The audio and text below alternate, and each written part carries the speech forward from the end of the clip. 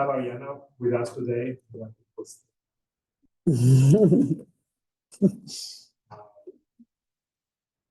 So I met Arianna a long time ago when we were working at MIT, and at the beginning we were kind of frenemies. Because we were working on the same stuff, doing the same thing. Of course, Arianna was. I was a PhD student. Okay, we cannot be frenemies. So Arianna was working at MIT and I have a little bit on that. She's a recent job working with mobility data, accessibility, and also urban environment. And then job was so good that she got a technical position at Yale University, where she's actually joined the School of Environment. That's right. She's an professor, and we always look at her job because she's done an amazing job trying to merge all this data, not only mobility data, but also data from street images, from the urban environments, and recently from videos from the 70s, trying to understand how it was things. So I think she's going to talk today about a lot of stuff. And thank you so much for coming all the way from Gary and joining us today. Thank you. Thank you, everyone. Thanks, Esteban, for the kind introduction, and thank you, everyone, for taking time out of your day to come join me. So I'm very excited for the invitation. First, because I've known Esteban for a long time, but also because I lived in Boston for 10 years, and this is the first time that I'm coming back, and also the first time in this building. So that's super nice. So today I'll be presenting work on generally how people move within cities, and I'm gonna present two papers. So the first one examines how mobility patterns change as cities grow.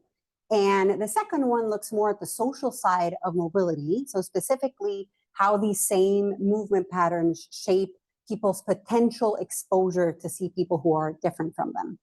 And all of this work is joint with Carlo Ratti, Paolo Santi, Lei Dong, and Kate Heine.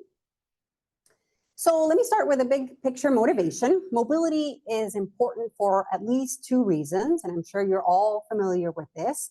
The first one is that it's costly, right? It's costly both in terms of time, and it's costly in terms of emissions.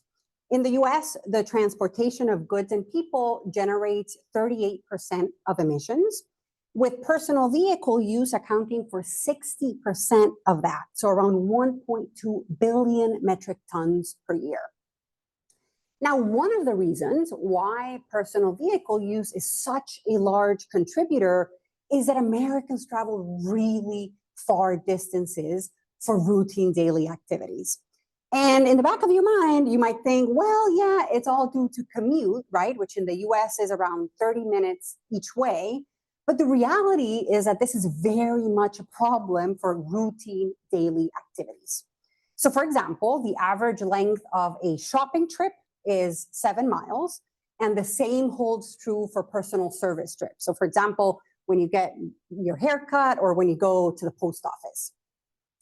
Now, the second reason why mobility is important is that many believe that it is necessary for diverse social interactions to happen. Okay, and so the idea here is that by venturing outside of your neighborhood of residence, then people could, in principle, be exposed to different others, right? And you can imagine that this is particularly relevant in context with high residential segregation, like the one we are living in. And so here, for example, we have the work of Susan Athey and co-authors showing that experience segregation, so once you account for people's mobility beyond or above and beyond their residence, is lower than residential segregation. But we also know that this is also not a foregone conclusion, right? Because people have shown that people, when they visit places, they go to places that are also visited by people who are similar to them, as Esteban has shown in his own work. And so together, these two motivations point to a broader question of how do cities organize themselves to balance environmental efficiency and social connectivity. Okay, and so the first paper that I'm going to present focuses on the environmental dimension. Specifically, I'm interested in how does average travel time scale with city population across different urban contexts. In other words, as cities grow larger, do people spend more time traveling per day? okay? And this is an important question because more people are living and are also expected to live in bigger cities. And so you can imagine that if larger cities absorb this increased population simply by scaling up in a homothetic way and just occupy a greater area as a result, then residents would face increased travel times, exacerbating congestion, pollution, and emissions. And what I'll show today is that contrary to this benchmark, cities do not simply scale up in this homothetic way, but rather they go key adaptation mechanisms through changes in density, changes in polycentricity, and changes in speed that allow them to keep the travel times roughly stable as population expands. Now, to answer this question, we're going to use large-scale GPS mobility data set. The data set comes from Cubic and includes anonymized location data for 385 US MSAs with populations above 100,000 residents. We also have data for other countries. In particular, we have 462 cities in India, 155 cities in Indonesia, 120 in Mexico, and 31 in Nigeria. Now, these countries together span, a very large range of different development traditions, different planning contexts. And so the idea is that they're going to be helpful for the external validity of our findings. Now, as usual, when working with mobility data, and I know you all know this very well, we have to be careful about selecting the sample, right? There are many devices that we only see sporadically, many devices that don't belong to residents, but that can be tourists, or a lot of noise, right? And so our first step is to just be very careful to clean the data so that we only keep users for which we can confidently estimate a home location and for which we can observe consistent mobility behavior. And so this gives us a sample of 6 million devices in the US. So this is roughly 2% of the population in each MSA. And then internationally, our sample includes 500,000 residents. So you can see a little bit about the correlation between population and devices right here. You can see that the number of users generally tracks well population across all the cities in our sample. And so this suggests that the data is representative at the MSA scale. Now then, using this sample of data, we can then calculate total travel time per user. And so let me explain kind of the intuition of how we do this. So the first thing that we need to define is when a person is moving, okay? And so we code a user as moving when their speed in 2 consecutive pings exceeds 0.4 meters per second. And this is just a threshold that is equivalent to like a very slow walking speed. And it gives us a series of what we call moving spells. So for example, in the figure here on the left, you see that this user has 4 moving spells, which you can see in the different colors. And now within a spell, a user, say, might stop to buy a bagel or might stop to grab a coffee, right? And so when they stop, their speed falls below our threshold. And so we don't count these intermittent times that people stop for shenanigans towards their total travel time. We then add up the duration of all of the moving spells to obtain a measure of travel time per day for each user. And then we average across all the days in which a user is active to obtain an individual's mean travel time, okay? And then in the last step, we average across all the users in the MSA to produce a single measure of average travel time per day for each MSA, okay? And so you can see in this figure here, the distribution of travel times across MSAs. So the median is 52 minutes per day, which, as I showed you at the beginning, just underscores the fact that people spend a significant amount of their day traveling. So then now that we have our measure, we can look at how it changes or how it varies with city size. These results here are for the US. And so the figure is showing you average travel time per person in minutes on the vertical axis against the log of population in base 10, so that a 1 unit increase corresponds to a 10-fold increase in population. Each point in the plot is an MSA or metropolitan area, and I'm coloring them by region. And so the main takeaway that I want you to see here is that the relationship between travel time and population is roughly flat, right? As you can see from the figure, when you go from the low end, smaller cities to cities that are almost 100 times bigger, travel time per person only increases mildly from 45 to 60 minutes, right? So a 10-fold increase only increases or adds 8 more minutes to your total travel time. And so this essentially shows you that residents in huge metros like New York or LA spend roughly the same amount traveling as residents of much smaller cities like my favorite city, New Haven, these days. So you can see the same relationship can also be expressed as a log-log plot. So this lets us estimate a scaling coefficient between population and travel time. Now, one thing to note here is that I'm doing something that is slightly different. So here I'm focusing on total travel time, right? So I'm summing across all the users in an MSA. And now the relevant question for total travel time is whether it scales super or sublinearly with population, right? So if you get a value of 1, which is the superlinear case, that would mean that larger cities impose disproportionately higher time costs, right? So that travel time is growing faster than population. So this is what we would expect if cities just grew homothetically. And a value below 1, that's the sublinear case, that would indicate increasing efficiency, right? So people in larger cities actually spending less time traveling on average. So this is, for example, what we would observe in the scaling literature, for example, for energy efficiency, where we see some gains of actually packing more people in larger cities. Now, using our data, we estimate a scaling coefficient of 1.06, which is remarkably close to the linear case.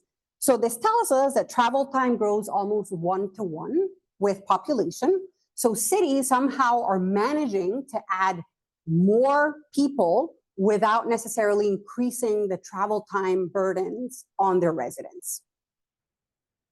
Okay, so what about other countries? So this is what we see. We see the same pattern for cities in India, Indonesia, Mexico, and Nigeria.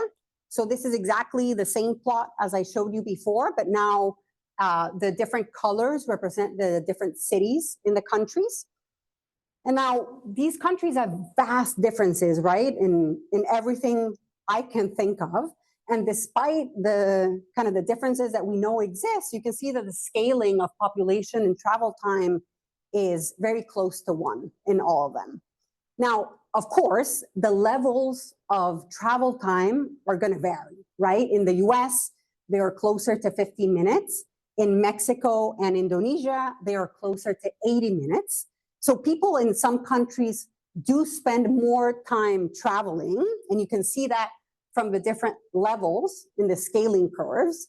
But the scaling behavior is remarkably consistent, and you can see that from the similar slopes across the different countries. So far I've shown you that average travel time stays roughly constant, right, as cities grow. And so the natural next question is then how can cities achieve that, right? How is that happening?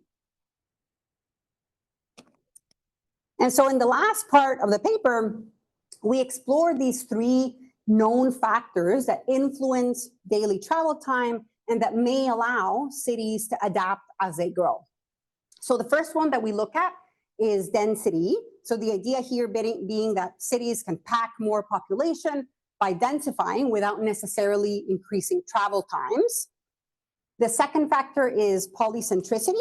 Cities may grow in a non-homothetic way by adding new centers instead of just expanding from a single one. And the more centers you have, the lower the travel times.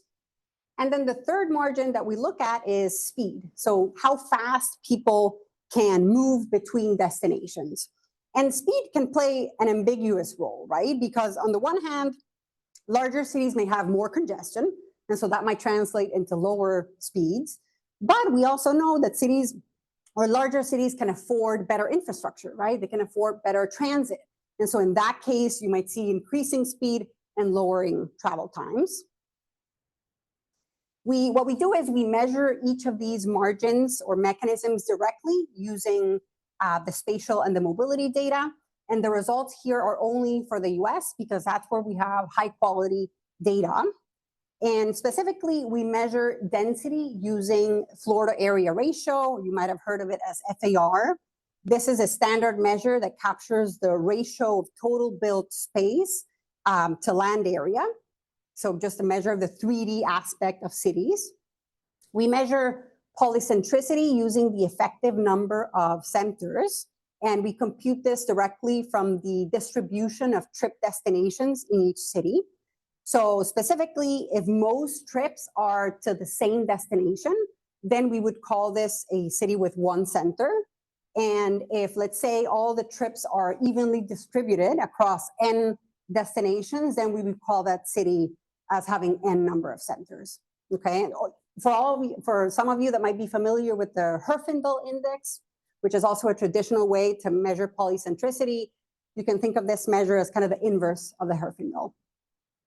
And then finally, we measure speed directly from the GPS data. So this is done by taking each movement spell and dividing it by the origin and the destination by the spell time. So just a regular measure of speed. By the way, Esteban, I didn't ask, can people ask questions throughout? Do you have any questions up until now? You're all shy? Or maybe I'm being super clear. Yes. I was wondering if you also studied how people travel within their cities over different season times. So now are you analyzing for year different cities, or it's just one day? It's 1 year. That's a great question. So yes, it's 2019, 1 year. Unfortunately, due to the way the privacy restrictions are set with Cubic, we cannot construct a panel beyond the year, but we exploit all of the movements of everybody within a year. Yeah. Any more questions?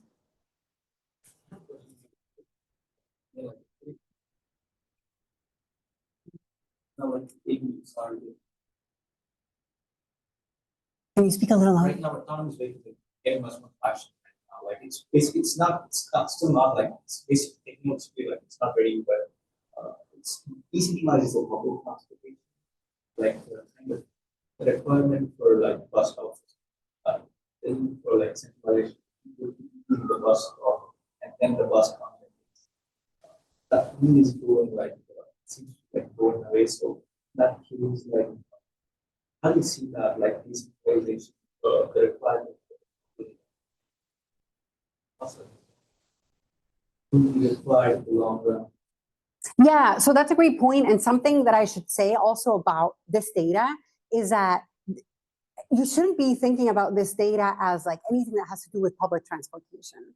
The reason is because like we already know, not even from this sample, but from the National Household Travel Survey, that like 98% of the trips in this country are taken by car. So even though, and this makes me very sad because I work a lot on walking and I feel like it's, you know, it's meaningful, but then I think about the fact that it's 2%, I'm like, oh, that's a hard one to swallow. So there is virtually, I'd say, no public transport, at least in the way that the mobility data, you know, the inherent mobility data. It's mostly, although we don't categorize whether it's walking, public transport, or car. I think we can safely assume that most of these trips are taken by car. Yeah, hope that answers your question. Any more before I continue? Okay, just feel free to raise your hand. Okay, so here I'm plotting the 3 adaptation margins against city size in terms of log population to understand how these margins change, right, when cities grow. The first panel shows you density, the second one shows you the effective number of centers, and the third one shows you speed, and I'm logging the 3 variables. So if we start on the left, you can see that density rises, but only moderately, right? We estimate an elasticity of 0.24.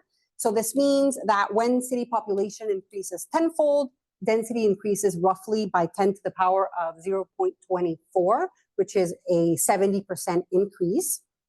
The middle panel shows you that polycentricity increases sharply with population. The estimated elasticity is 0.65. So this means that a 10-fold increase in city size corresponds to a 4.5-fold increase in the number of effective centers. So this one, I find it a little tricky to understand the magnitudes. And so, for example, as population grows 10-fold, we go from a city that has 1 center to a city that has then 5 centers. If you increase it by 10-fold again, then you would have a city that has 25 centers and so on. And then the right panel shows you the results for speed. So we see that speed increases in bigger cities with an elasticity of 0.07. So this means that a 10-fold increase in population results in a 17% increase in speed. So essentially, this shows you that cities' ability to invest in infrastructure, right, and transit essentially offsets any downsides that larger cities may have due to increased congestion, at least on average. So taken together, what this shows you is that as cities grow, they do not simply expand in a scaled up way. They rather develop centers, they build more intensively, and they also provide faster speed so that people can move around more efficiently. So now that we've measured density, polycentricity, and speed and how they scale with city size, we can then ask how much each of these factors contributes to the near linear scaling between total travel time and population. And so to answer this, we just consider a very simple model of a polycentric city with population N, population P, N effective number of centers, density D, and speed S. I'm not going to bore you with the details, but in the paper, we show that if people visit their closest center and the density of centers is the same, then total travel time can be computed using this very simple formula. And so let me just walk you through the intuition. So the 1 + 1/2 log P is the effective population absent any adaptation. The 1 is for the mechanical effect of population on total travel time, right? The more people you have, the more the total travel time will increase. The 1/2 appears because without adaptations, a city would have to expand its area proportionally. So the 1/2 effectively just converts that area into distance that residents now need to travel. And so this first term implies that the benchmark for a world where cities just scale up in this homothetic way is a scaling coefficient of 1.5. Okay, and remember that that is not what we find, right? The data from our analysis shows that the scaling coefficient is closer to 1. Now, it turns out that this gap can be fully explained by these 3 adaptation margins that I'm showing here in green. So the first 2 factors are the number of centers and density. These reduce total travel time with an elasticity of 1/2. And the intuition here is that as you add more centers or you increase density, this shrinks the catchment area of the center, right? And because travel distance grows with the square root of area, this translates into a 1/2 elasticity for these 2 terms. And then we have speed, which reduces travel time with an elasticity of -1, since time equals distance over speed, which is a direct one-to-one inverse relationship, right? And so the empirical estimates tell us how each of these margins adjust to population. So these are the elasticities that I showed you before. And the formula here in this slide tells us how this affects the relationship between population and total travel time. So it's the elasticities, and then this tells us how they map into that translation. So here I'm putting it all together. So for polycentrism, we estimated an elasticity of 0.64 between population and the effective number of centers. So this implies that the second term lowers the scaling coefficient from 1.5, which was our benchmark, to 1.18. For density, we estimated an elasticity of 0.23.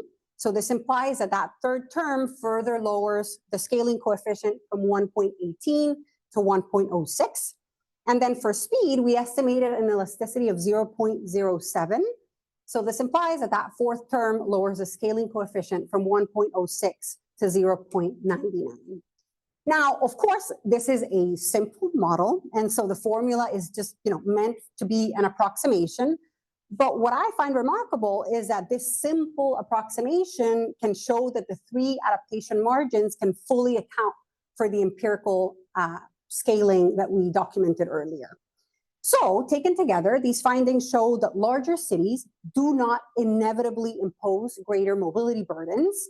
So, the near constant travel times that we observe suggest that cities can grow sustainably without spiraling into crazy congestion and pollution, and also that cities can achieve this by these kind of 3 coping mechanisms to grow but still keep travel times in check.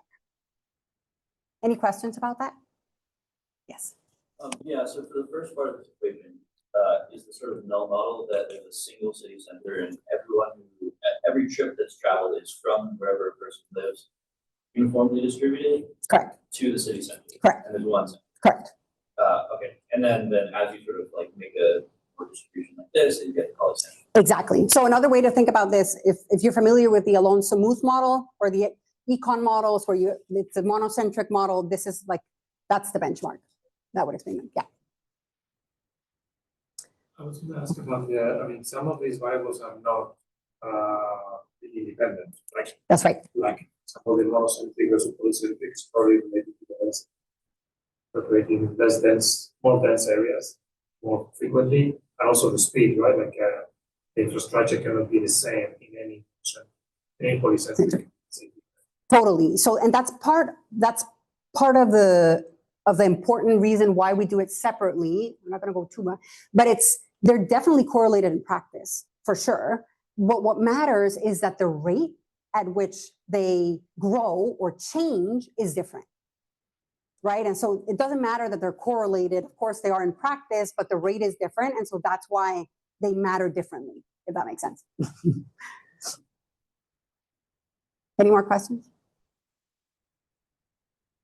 Okay.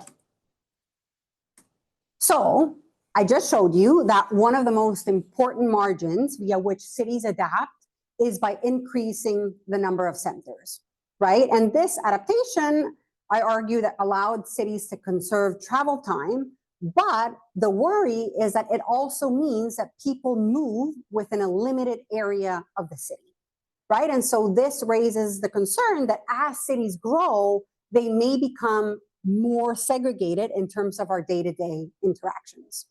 And so do these adaptations that happen, endogenously as cities grow actually limit or condition a city's ability to foster these diverse interactions?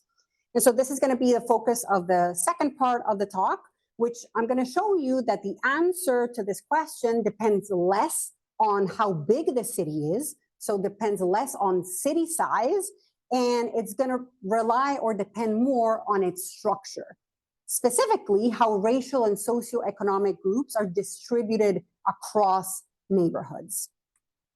So, to study this, it's helpful to distinguish between 2 types of segregation, which I'm sure you're all very familiar with. So the first is residential segregation, right? This is just where people live. This describes the spatial concentration of racial or socioeconomic groups within neighborhoods. And the second thing is exposure segregation. So this is who people actually are exposed to in their daily life, right? This doesn't depend on where you live. It depends on where you go. It depends on the parks that you visit. It depends on the restaurants that you visit. It depends on the neighborhoods that you traverse. And I'm distinguishing between these 2 types of segregation to make the point that even when 2 cities have the same level of residential segregation, so segregation within neighborhoods, their exposure segregation can differ dramatically depending on a city's spatial structure. And by that, I mean that it depends on where those neighborhoods are located. So to fix ideas and see why spatial structure matters, imagine these 4 hypothetical cities that are laid out in a grid. So each cell here represents a neighborhood, and the color of the neighborhood or the cell represents the group that lives here. So by construction, all of these 4 cities have the same level of high residential segregation, right? Because each cell or each neighborhood is entirely homogeneous. And note that here, all the cities have the same size. So the only thing that is changing across these 4 cities is how these neighborhoods are arranged in space. Okay, and we measure this spatial arrangement using Moran-Xi, which is a standard spatial autocorrelation index that captures how similar nearby neighborhoods are to each other. Okay, so let's start with the example on the left. So this is the random city. This is where neighborhoods are scattered randomly. It produces a low clustering, and you can see that from the low Moran-Xi value of 0. Then in the next 2 cities, these in the center, we increase clustering using the Schelling tipping algorithm. So we run it one iteration in the small patches. This produces Moran-Xi of 0.3. And then we run it 6 times, and this produces the connected blobs, so Moran-Xi of 0.6. And then finally, we have the fully polarized city, right? So here you have neighborhoods of the same group kind of making up these continuous patches or large areas, and this produces a Moran-Xi of 1. And so then using these scenarios, we can simulate the exposure that residents of each neighborhood would experience by traveling at different distances. Okay, so here on the x-axis, you have travel distance, so how far someone moves from home. And we operationalize this using the Manhattan distance on the grid cells. And then on the y-axis, you have the exposure index. So this captures the share of neighborhoods from a different social group that are reachable within each distance bin. So each of these 4 curves show how exposure varies with travel time for the 4 scenarios that I introduced before. So if we start with the top light blue purplish dashed line, so that is the low clustering Moran-Xi of 0 random city, you can see that the exposure rises rapidly, right? Even short distances after you leave your neighborhood, you can immediately see a bunch of people that are different from you. Now in the moderately clustered city, so that's the Moran-Xi of 0.3, you can see that it increases a little bit more slowly, right? People have to travel a little further to see diversity. Then you have the highly clustered city. So this is the Moran-Xi of 0.6. Now the curve flattens even further, right? Most nearby neighborhoods are going to belong to people from the same group, and additional distance is going to bring little additional diversity. And then you have the fully polarized city, right? So here, this is the case where the 2 groups are completely separated. And you can see that exposure stays very low, right? Even at longer distances. And so this means in this scenario, like travel does nothing to bridge segregation, or very little. So we can now test kind of the intuition behind the simulation, taking it to real data. And so we use data from 380 metropolitan areas, or MSAs, in the US. And we use as our unit of a neighborhood, we use the census block group, or CBG. And we measure the same idea of spatial structure in each city using the Moran-Xi measure that we introduced in the simulation. And so in particular, we compute now the Moran-Xi for all the CBGs in an MSA. And the Moran-Xi in this context is going to tell us how spatially clustered each CBG is in an MSA by race and by income. Okay, and so keep in mind here that Moran-Xi is not a measure of residential segregation, right? We already know that within neighborhoods, segregation is high.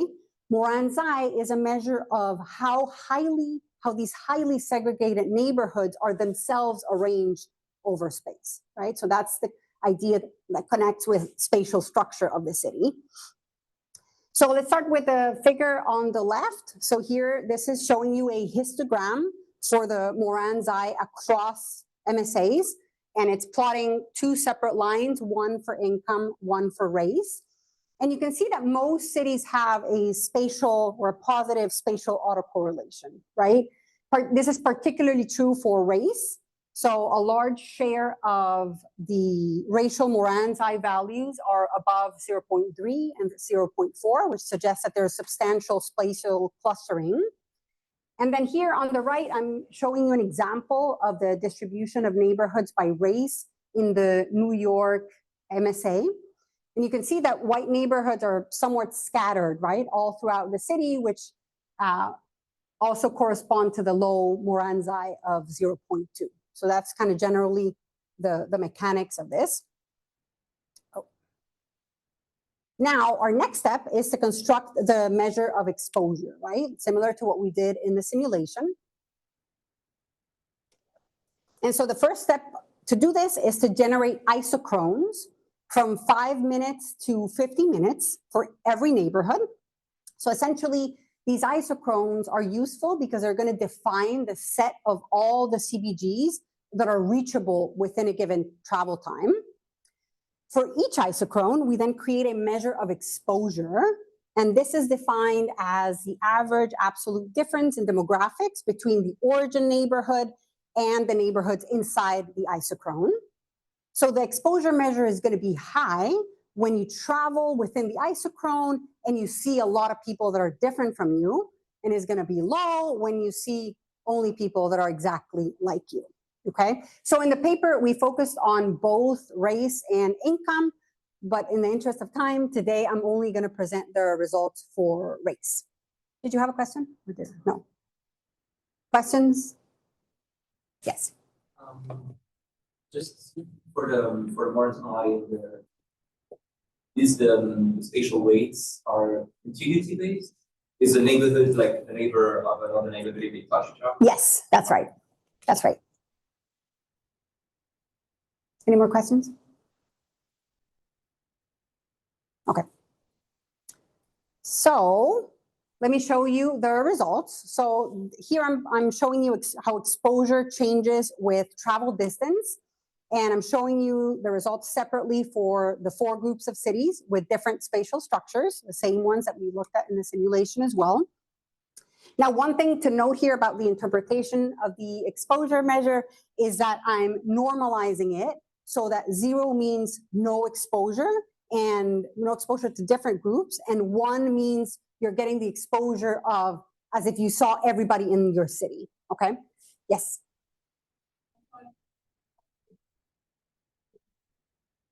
I was wondering how this method, in that how people are actually traveling in the data, or is it estimated from the variation of the roadmap, or?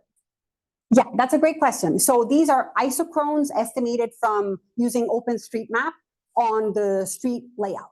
So you should think about this not as observed exposure, but rather a potential exposure. And I think, we can talk about more about this later, but I think there's good reasons for exploring both, right? The potential of exposure is basically like, what is the board? And then the observed mobility, which we could add as an additional layer, is more like what happens with this board on people, right? On observed behavior. But that's a great question. Yeah. Does that clarify? Okay. Any more questions? Okay. So as I said, normalized measure, 0 means you see no exposure to different groups. 1 means your full exposure to the diversity of your city. So let's start with the light blue line. That's the top one. This shows you the curve for cities with low Moran's-I. So this is low racial clustering. By low Moran's-I, I mean there are cities in the bottom quartile. And we see that even at short travel distances, so around 20 to 30 minutes, already give you 60% of the exposure that you would get by visiting the entire city. Now, if we look at the green curve, so that's the bottom one, this is the data for cities with high Moran's-I, so those in the top quartile. So these are cities with more spatial clustering of neighborhoods by race. And as a result, you see that exposure increases, but much more slowly, right? And this is also in line with the simulations. So even after you travel long distances, the neighborhoods that people can reach remain relatively similar to the ones of their own. Now you can see that in larger distances or larger travel times, so around 50 minutes, the gap is around 20 percentage points. So this shows you that spatial structure actually constrains how much racial diversity residents can experience, at least only through their daily mobility.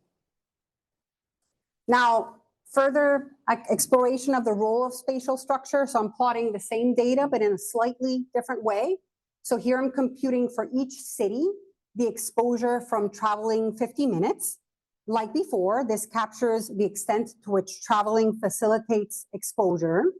And this is plotted against the Moran's eye for each city on the horizontal axis.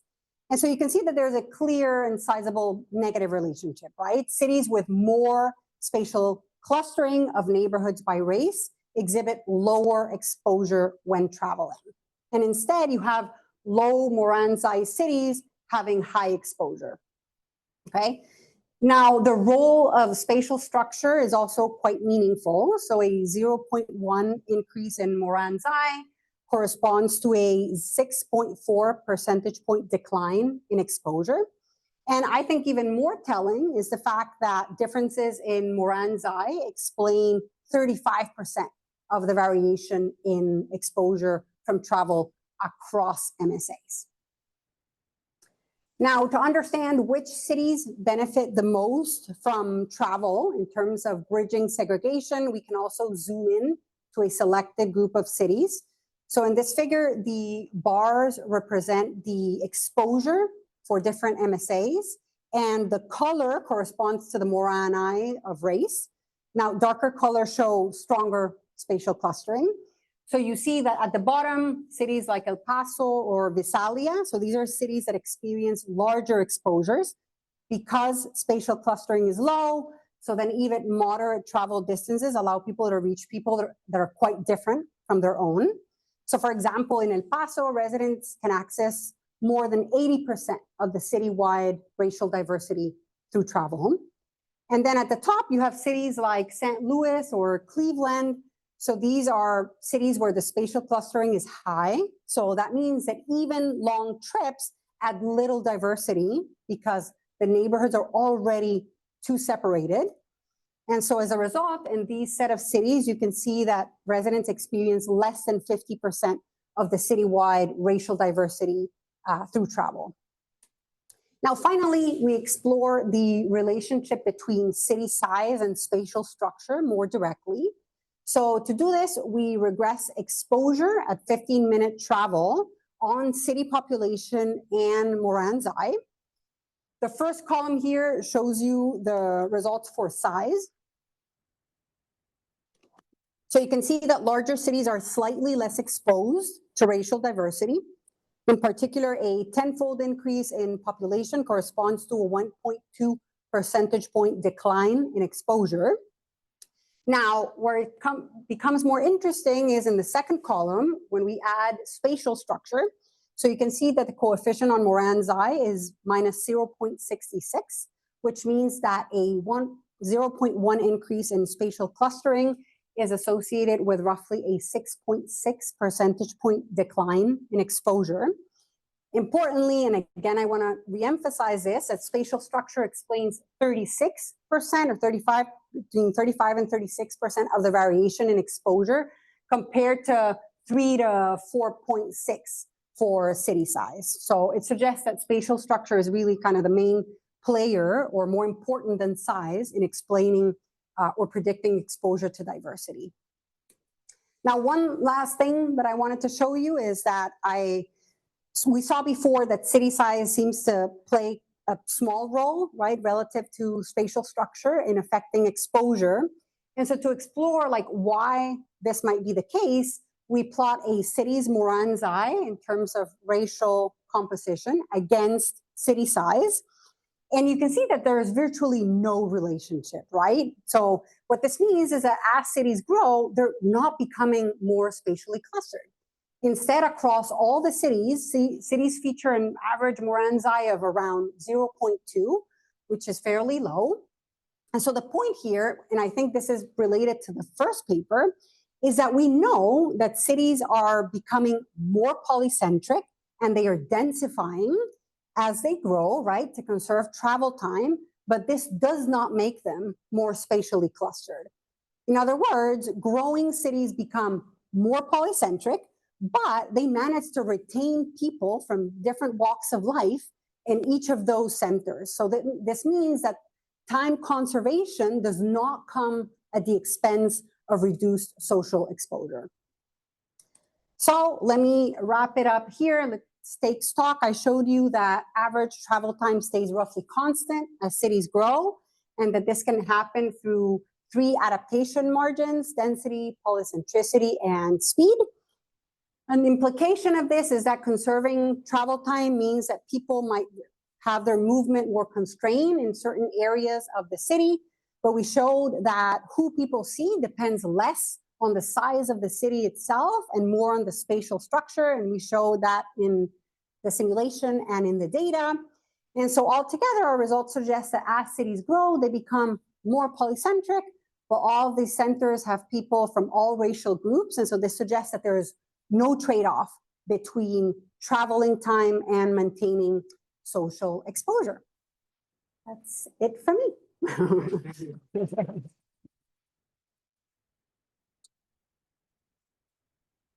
More questions? Thank you, it was great. I have a question about this, like, the nicely tied up on the because I'm a bit curious. The average time is constant, but it's still like growing and becoming more polycentric. Are they people losing in a way, in the sense of the average travel time being constant, this distribution of travel time within that center is becoming polarized with people getting further and further away to that place? That's my question. Wait, what do you have in mind? So my question is, for instance, imagining like the historical city as the city grow, is the travel time, distribution of the travel time still roughly similar, or is, while the city is growing, the average travel time is the same, but there are people that are very close that are benefiting from the densification?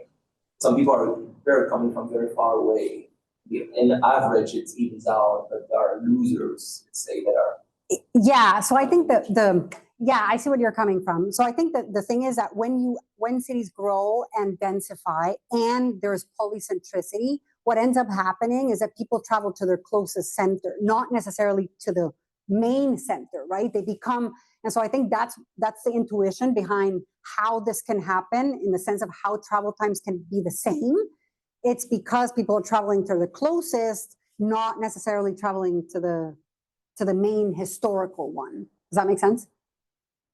Maybe a quick follow-up, like, I guess you showed these log plots, right, where there was like the mean travel time versus the population, right? But like, is the distribution the same as a function of the city size? Like the actual distribution, not the mean?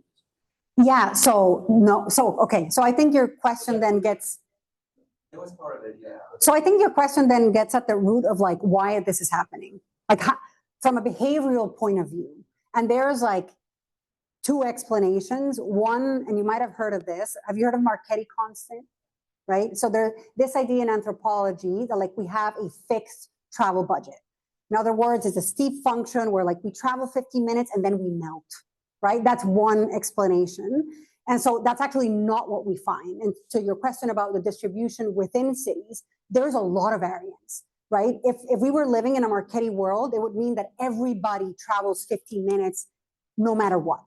That's not what we see. So I think these results are more in line with sort of a opportunity cost of time model, which I think is less strong of a claim. Is just saying that people value things differently. And again, it maps to this idea of the AMM model where you have more people living in the center. And so you're just trading off in a more flexible way rather than having just like, you know, this everybody travel exactly the same amount of time. Does that make sense? In that sense, I was going to ask if you saw, so this is the mean value, but if you saw that particular groups are affected by the size of the city, traveling time. I mean, some of work that we are doing with what you talked about and richness. And this is the typical way that you see that some people have more time to travel than other people because they have more constraints. Yeah, so that's an area that we have not explored. So we're living in the averages across city world, but I think there's a lot of interesting questions within the city of like what groups are trading off this differently, right? And so that's a question of heterogeneity that we have not gone into, but I think it's an interesting one. Was there a particular reason you were able to study this, what happened travel 15 minutes, not half an hour, 1 hour, or just Yeah, that's a great question. So we just started with 50 minutes because it seemed like an amount of time that like generally people would either conduct in car or walk. It doesn't like it's not the only distance that we can look at, but it just seemed like representative enough for a first starting point. But we can definitely look at other thresholds. I think it would be worth thinking about that if the city is very small, if you travel 15 minutes, you explore everything. And this could not really be compared to the large city travel. So maybe this could be a proportional population of everything. That is a great suggestion. And it's something that we have actually thought about creating a city-specific measure that is normalized by like city extent or something like that. Of course, it'll make it less comparable across cities, but I think we'll learn a different dimension, which you're pointing at. So that's a very good point. Yes, and it's something that we're thinking about. So, as Asian countries, there is Nigeria, there is Indonesia, right? Did you also consider more East Asian countries, like for example, Japan, South Korea, where transportation systems are much more reliable in terms of they're very precise, and do you think that these cultural facts also, for example, that maybe in these countries people are very ordered, they don't overwhelm the transportation system. Do you think that also these cultural aspects can affect your study? So I wish, maybe you can give me data to other Southeast countries. I wish I had a say. I wish I had a say on which cities I got access to. I wish it was the entire world. That would be, the best case scenario. This is basically the constraints we live in based on the mobility provider, right? And so for sure, adding more countries to the sample would be better to understand it. That said, I do think that like the range of countries that we currently have provide sort of a wide range of different cultural, traditional, planning, behavioral, gradients. So I'm not too worried about that, but the more the better. So if you have some data to share with me, I would love to have it.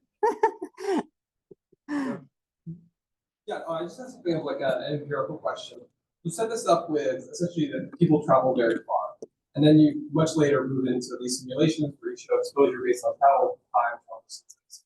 So empirically, are you finding that people who travel further, maybe like controlling for residential segregation, these people who travel further that actually exposed to more groups and less segregated?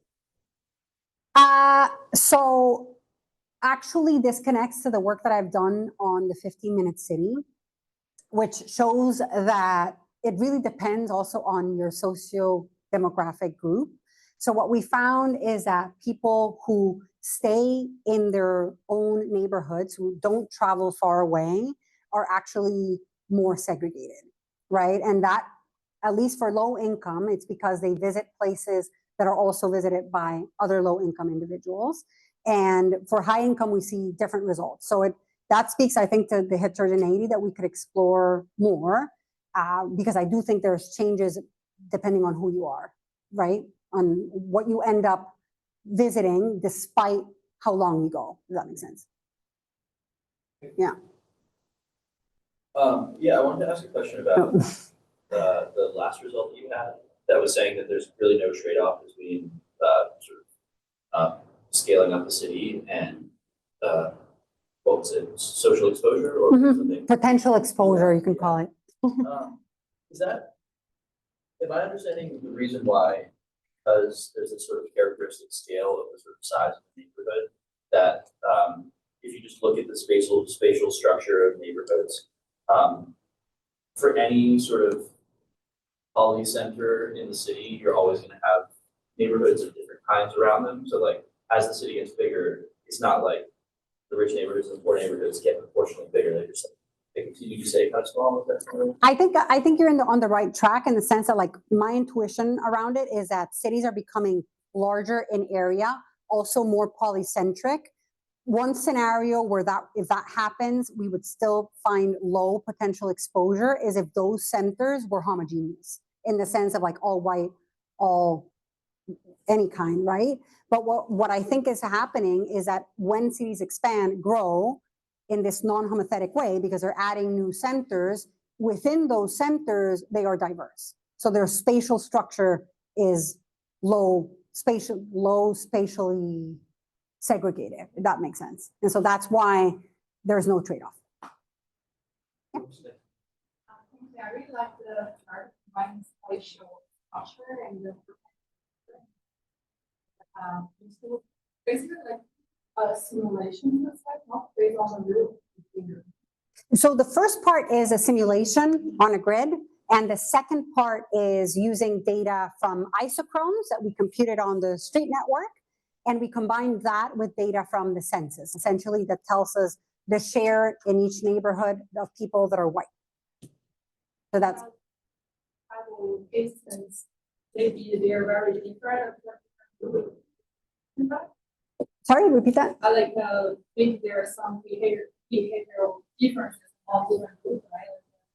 Rich people can travel more and yeah. Okay, so this gets at the behavioral part, which we do not see. So this is like, imagine this is like a board. This is a potential of what exists given where neighborhoods are located in a city. The next question, which you're pointing at, would be like, how do different groups, given their mobility patterns, behave differently, right? And you can do like an observed minus potential kind of mismatch thing. But this is only about like the board, exactly. In the other aspect, I mean, especially in city centers, I guess not in polycentric city centers, the people that you are exposed to when you travel around are not the locals. Most of the people that you encounter, for example, when you come downtown, are not the people living. Are people working here? Are people, for example, like doing business? There's a huge mismatch between people that you can be exposed by looking at the census and the people that you're exposed to looking. Real observed, yeah. So I think that's an interesting dimension, right? That we can see like whether there exists a mismatch and where that mismatch is the largest. For now, we've only done like the static potential part. We have a final one about if I am a policymaker, what would be better? To have a public transportation line or another polycentric? Oh, thank goodness I'm not a policymaker. You are the policymaker. You found, for example, that having might reduce segregation, right? Or might increase segregation because increasing polycentric might reduce the traveling time of the population. Yes. And having more polycentric can increase segregation on both districts. No, I think what we find is that there is no trade-off. So cities can be polycentric and can grow and densify and have centers without trading off lower exposure.